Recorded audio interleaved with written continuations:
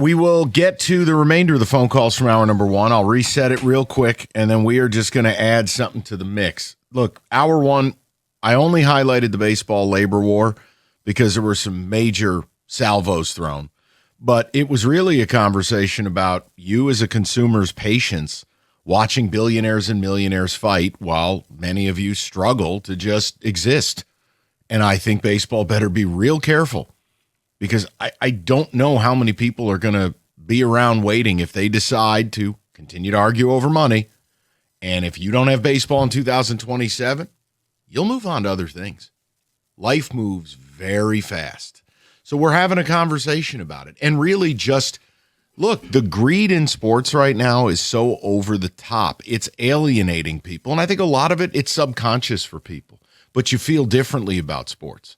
And a lot of sports, they don't feel real anymore. They don't feel emotional. You don't feel the hatred. You don't feel the rivalries because the money's taking it all away. If I got to see another jersey swap after a playoff game, I want to throw a piano out the window. I can't stand it. No, you don't get the passion anymore, Mike. And yeah, we're even fans where you're like, oh my goodness, it just ruined my day that my team just lost. It's like, all right, you know what? We'll just go get that guy next year and bring him on our team, and then we'll win or we'll pay for it. If it's college sports, there is no more passion. They're losing that thing. We need to get to that today. Like, here's the fun. Put it this way: if it was 2026. Michigan State, Notre Dame, and they lost the way they did, we wouldn't get that famous rant from you because you wouldn't care. No, because you'd be like, "Oh, we lost. Huh, okay, sports a joke." Yeah. Look at today. We're going to get to it hopefully in the 4 o'clock. I genuinely want to have this discussion about Brendan Sorsby and this idea of the NCAA ruled you gambled on college football. In fact, you bet on games your team was involved in, and then you call the wambulance to try to file an injunction against the NCAA, son. The rules are, what do you want me to tell you? Like, we'll get into it, but like, Rico, I can't even believe. But I had a gambling problem.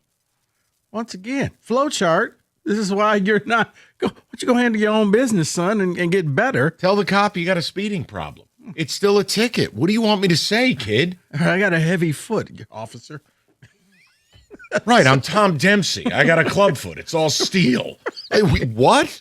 There's no nerve endings in it. All right. So that's part one. Part two we wanted to bring up because yesterday was a pretty impactful day in the NFL. You had the Super Bowl favorite, add Myles Garrett. You had the team that went to the Super Bowl in the AFC, add A.J. Brown. And naturally, it sparked a debate where, you know how Rico and I want to run things. And look, Rico's team runs that way. John Lynch is usually all in all the time, and they've been to 2 Super Bowls, had the lead in the fourth quarter. They lost an overtime game to Michael Jordan. I can't change that. I'm not going to act like that's a failure. You know, the Rams, Les Snead, F them picks. They've won a Super Bowl. They've been there. They're probably heading there again this year. You talk about Howie Roseman and the Eagles. You talk about John Schneider and the Seahawks. Well, it sparked a debate about aggression, and I want to kind of now zoom out and go, okay, between the 4 GMs in this town, Steve Yzerman, Scott Harris, Trajan Langdon, and Brad Holmes. Okay. Which GM annoys you the most with their conservative approach? It's another way of asking a question of who do you think is trying the most in this town and who do you think's trying the least? But when I ask you what GM and the way they run their team chaps your ass the most, I think it's an interesting conversation because I think people are unhappy at different levels with each of these GMs. That's a really good question when I saw that on the sheet. Take some time, but I want you to think through it. And we can go one by one. No, I've thought through it, and for me, it's Yzerman. Because you're not making bold moves, but you're also not using the kids in your minor league system. You don't want to part with them, but you're not going to play them. So what exactly are you doing? What do we have to look forward to? Like the other GMs, Like, we eventually got McGonagall up here, and then look, Scott Harris spent money. It didn't work out, but he spent money. He went got Framber Valdez. He did some things. Look, the Lions, as much as I would love to add an edge rusher, they drafted well. They are now a competitive team. The Pistons, a couple of years ago, you were at 14 wins. You've gotten better. Now you need to take that next step. Iserman is stuck in neutral. He hasn't moved. He hasn't done anything. He won't lose his pieces. They're too precious for him, but they're also not ready to play for him. So what exactly do you have in Grand Rapids? What exactly is going to help this team out in a few years? When are you going to make a move that it's like, okay, that's seismic. That's going to change the game. That's going to put Detroit back on the map. Dare you say Hockey Town? But right now, I got nothing from him. You almost want to put a mirror under his nose and be like, Steve, are you alive? Oh, are you still the there? Greg Monroe breathing test? Yes. That's me. It's interesting as you wonder if the Wings have reached such levels of irrelevance that if people will make that selection. Nothing you said is wrong. But they have the longest playoff drought in the sport. Once again, we lost out on the ability to trade for a superstar this year because of Steve's, rigid nature. Didn't want to put Edvinson in a deal. And we're sitting here now this summer going, what's the move? No, you're not wrong. I don't know. I'm kind of workshopping the Trajan Langdon thing. I really hated his speech after the season. And now you're already seeing it. You know where it's coming from. You're already starting to see the little articles pop up from the usual suspects. Asura Thompson is irreplaceable. And it's like, oh, okay, we're going to do this again. So basically, I don't include Asura in any deal. I'm capping what deals I get to make.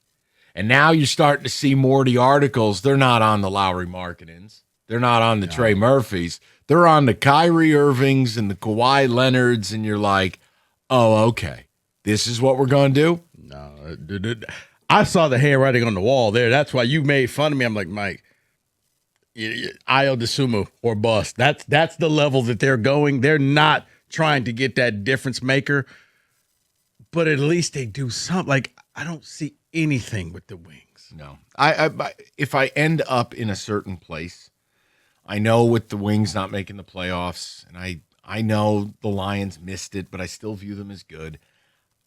It's weird to say that the team who made it back-to-back years would be the guy that annoys me the most, but it would be Scott Harris, I think. If I was forced into it, he's been here longer than Trajan. He's made some comments that have just driven me up a wall. And the way he chooses to build a baseball team is just, it's not for me. And it's going to be fascinating, this deadline, because you know what's going to happen. They were losing at an unsustainable level. They were on pace for 59 wins. These jokers are going to win some games. Go 12-15. Oh, they'll do something silly. Yeah. But then it'll be twice as hilarious if they don't trade Skubal thinking they're going to go and win it all. Like, I want to know from you guys. And for me, Holmes, it's just Brad, I think, is choking on his own arrogance. Like, Brad, you could be the leader in the clubhouse if you would just do a couple of things and nobody would have anything bad to say about you. The argument would be, if we just take roster for roster, the Lions still have the best roster in town. Exactly. And if they're healthy, it's a huge if, I understand saying, hey, he did a good job, and I'm fine there. I'm with you, is that they're the closest to me to winning a championship in this town, yet they're the furthest away from ever being involved in a move like yesterday. That one piece. So I hear you there. I do. I want to hear from the people. 248-539-9797. David, do you have an initial or do you want to wait? I do have an initial. It's Trajan Langdon. And I can hear people say, well, he hasn't been here that long. It doesn't take that long to flip things in the NBA. Or to annoy David. That's very true. You come off a Knicks series, and then you do nothing. You get Duncan Robinson and Karis LeVert, baby. That's what you do after a Knicks series, knowing Halliburton was going to be down, Tatum was going to be down, so the East was wide open for you. Empty trade deadline, where you got a soulless ginger. Well, that came later. That came after you're now winning games, and it's like now we're there. Go make a move, and you don't. Kevin Now, Herter. are you future casting a quiet off season or an off season that'll anger you for the Pistons? Because that's what it feels like you're future casting. It just I know what it would be. Yes. What is it? Are you with Rico? You think it'll be an Io DeSomo type thing? Which I'm leaving if that's the move. I don't even think it's going to be that. It might You be a move stop it. worse than that. Oh my goodness! Not even that name. People, where are you with it? Cookie's had a nice conversation on this morning. I think all four could be selected, but which GM, with their presence, with their public comments, with the way they run their team, has you highly annoyed, aggravated in this town? 248-539-9797. We'll get with some of the calls. And again, we've still got people from hour number one who want to rap about the baseball issue and money in sports. Happy to do it.